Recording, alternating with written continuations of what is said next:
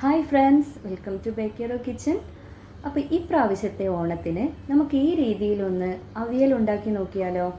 ഇതിനായി ഞാൻ കുറച്ച് ക്യാരറ്റ്, ചേന, വാഴയ്ക്ക, കയ്പ, പിന്നെ പയറ്, ബീൻസ്, കൊത്തവര, മുരിങ്ങ, ഇളവൻ, ഇങ്ങനെ കുറച്ച് വെജിറ്റബിൾസ് എല്ലാം കൂടി ഞാനിവിടെ അരിഞ്ഞു വെച്ചിട്ടുണ്ട്.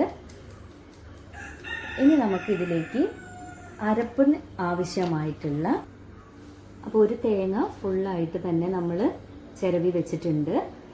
ഇനി ഇതിലേക്ക് കുറച്ച് ചെറിയ ഉള്ളി, ഒരു 2 അല്ലി വെളുത്തുള്ളി, പിന്നെ ഏകദേശം ഒരു 10 പച്ചമുളക് എടുത്തിട്ടുണ്ട്.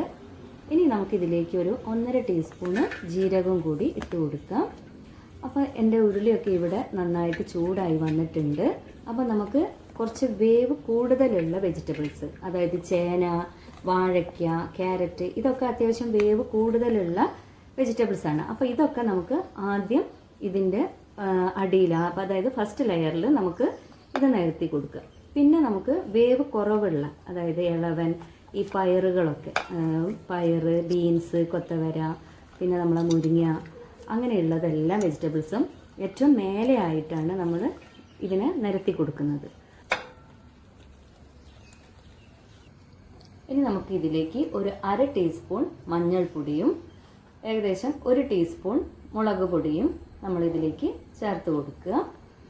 ഇനി നമുക്ക് ഇതിലേക്ക് കുറച്ച് കറിവേപ്പിലയൊക്കെ കൂടുതലിട്ടായാൽ അതിന് ടേസ്റ്റ് കൂടുകയുള്ളൂ.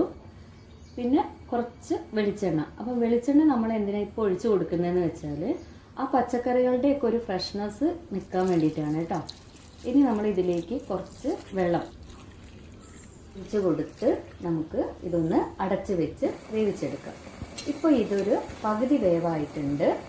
അപ്പോൾ നമ്മൾ ഇനി ഇതിൽ ഉപ്പ് ചേർത്ത് കൊടുത്തിട്ടില്ല. അപ്പോൾ ആദ്യം തന്നെ നമ്മൾ ഉപ്പിട്ട് കൊടുക്കുമ്പം പച്ചക്കറികൾ വേഗം വേവ് കറക്റ്റാവില്ല. അപ്പം ഇപ്പോൾ നമ്മളിതിലേക്ക് ഉപ്പ് ചേർത്ത് കൊടുത്തു.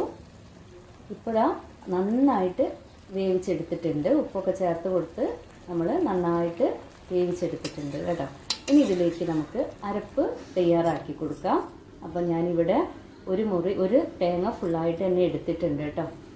ഇനി ഇതിലേക്ക് നമ്മൾ പച്ചമുളക്, ആവശ്യത്തിനുള്ള പച്ചമുളക് ഞാനിവിടെ ഒരു 10 എണ്ണം പോലെ എടുത്തിട്ടുണ്ട്. അപ്പം നിങ്ങൾ നോക്കിയിട്ട് എങ്ങനെയാണോ നിങ്ങളുടെ എരിവിനനുസരിച്ച് എടുക്കുക. പിന്നെ ഒരു 3 അല്ലി നമ്മൾ വെളുത്തുള്ളിയാണ് ചേർത്ത് കൊടുക്കുന്നത്. പിന്നെ ചെറിയ ഉള്ളി ചേർക്കുന്നുണ്ട്, പക്ഷെ അത് ആദ്യം തന്നെ നമ്മൾ അരപ്പിൽ കൂടുതൽ ഇട്ട് അടിക്കാൻ പാടില്ല. ലാസ്റ്റാണ് നമ്മൾ ചെറിയ ഉള്ളി ചേർക്കുന്നത്. ഇപ്പോൾ നമുക്ക് ആവശ്യത്തിനുള്ള തൈരും കൂടി, വെള്ളം ചേർത്താൽ അടിക്കരുത്, തൈര് ചേർത്താണ് നമ്മൾ തേങ്ങ അരച്ചെടുക്കുന്നത്. അപ്പോൾ ഈ തേങ്ങ അരഞ്ഞ് കിട്ടാനുള്ള കറക്റ്റ് പാകത്തിന് നമ്മൾ തൈര് ഒഴിച്ച് കൊടുത്ത് അരച്ചെടുക്കുക. ലാസ്റ്റ് നമ്മൾ ചെറിയ ഉള്ളി ലാസ്റ്റ് ഒന്ന് ഇങ്ങനെ ക്രഷ് ചെയ്ത മാതിരി എടുത്തതിന് ശേഷം നമ്മൾ ഈ അരപ്പ് ഈ പച്ചക്കറിയിലേക്ക് നമ്മൾ നന്നായിട്ട് മിക്സ് ചെയ്ത് കൊടുക്കുക. നല്ല രീതിയിൽ പച്ചക്കറികൾ ഉടഞ്ഞു പോവാത്ത രീതിയിൽ തന്നെ നമ്മളിതൊന്ന് മിക്സ് ചെയ്ത് കൊടുക്കുക. അപ്പോൾ ഇത് കറക്റ്റ് പാകത്തിലാണ് ഇപ്പോൾ ഇരിക്കുന്നത്. ഇനി ഇതിലേക്ക് നമുക്കൊരു മെയിനായിട്ടുള്ളൊരു ഇൻഗ്രീഡിയൻസ് ചേർക്കാനുണ്ട്. അതാണ് ഈ അവിയലിൻ്റെ ഒരു പ്രത്യേകത കേട്ടോ. അപ്പം ഞാനിത് നോക്കുമ്പോൾ ഉപ്പ് കുറവാണ്, കുറച്ചും കൂടി ഉപ്പ് ഇട്ട് കൊടുത്തു. ഇനി ഞാനിതിൽ ചേർത്തത് പുളിയാണ് കേട്ടോ. അപ്പോൾ 2 ടീസ്പൂൺ പുളി നമ്മൾ ചേർത്ത് കൊടുത്തിട്ടുണ്ട് കേട്ടോ. അപ്പോൾ ഈ പുളി ചേർക്കുമ്പോൾ ഈ അവിയലിൻ്റെ ടേസ്റ്റ് ഒന്ന് വേറെ ലെവലാണ്. അപ്പോൾ നിങ്ങൾ മസ്റ്റായിട്ട് നിങ്ങൾ പുളി ചേർത്ത് കൊടുക്കുക. ഇനി നമ്മൾ ഇതിലേക്ക്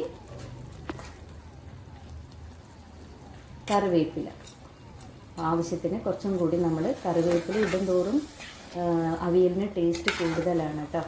അപ്പോൾ ഇത് നമ്മൾ നന്നായിട്ടൊന്ന് മിക്സ് ചെയ്ത് കൊടുത്ത് സ്പൂൺ പഞ്ചസാരയും വെളിച്ചെണ്ണയും കറിവേപ്പിലയും നമ്മൾ ചേർത്ത് കൊടുത്ത് നന്നായിട്ട് മിക്സ് ചെയ്യുക. അപ്പോൾ നമ്മളെ രുചികരമായിട്ടുള്ള അവിയൽ ഇവിടെ തയ്യാറായിട്ടുണ്ട്.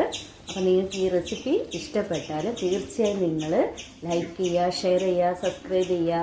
അപ്പോൾ എല്ലാവർക്കും കിച്ചൻ്റെ ഹൃദയം നിറഞ്ഞ ഓണാശംസകൾ. Thank you.